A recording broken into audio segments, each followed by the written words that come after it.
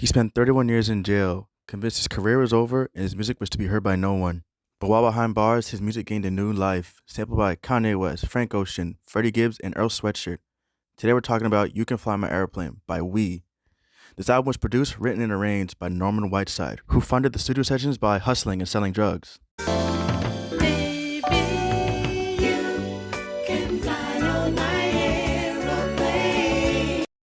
They recorded and released this album in 1977 in Columbus, Ohio. Norman got his start as a drummer in a family band, working his way up to Capsule Records as a songwriter.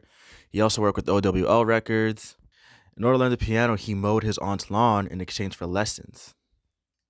So when he went to record this album, he actually had a lot of experience despite it being his first official record. When he went to release this album, he went to labels like Stax, Motown, and Atlantic, who all rejected him, mainly because they didn't think he could make a hit.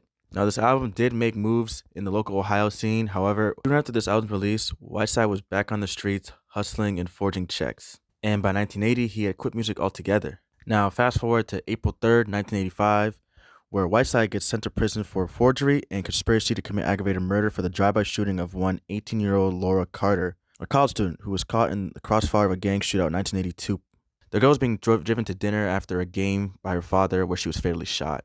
Now, police did acknowledge that Norman was not present during the shooting, however, claimed that he facilitated the purchase of the murder weapon. Whiteside has always denied this, however, he was still booked for 50 years, reduced to 37 after appeals. Now, if we can fast forward to 2008, 23 years into his bid, legendary record label Numero Group approached Whiteside with plans to revive his music. They proposed reissuing his vinyl and releasing his music onto streaming services. Whiteside agrees, and over the years, slowly watches his album become a cult classic amongst record collectors and hip-hop heads alike. The album is really incredible. You know, he's singing about an airplane, scooping him up out the ghetto and taking him to this fantasy world. It's got incredible musicianship, incredible songwriting, and I don't like talking about samples. However, it was slowly through Kanye West sampling,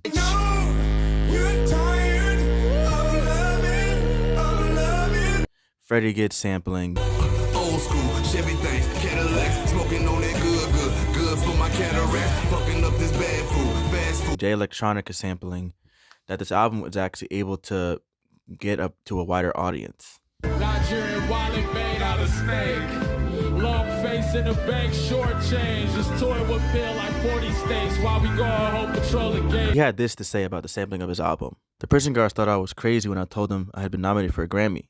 Kanye's music is the highway used to finally get me out of prison. Hip-hop sampling literally changed my life. Sure, the internet might have made it easy for me to find a new audience, but it also might have attained something that might have ruined me, and that's called fame. I'm comfortable with my path. This year is God's plan.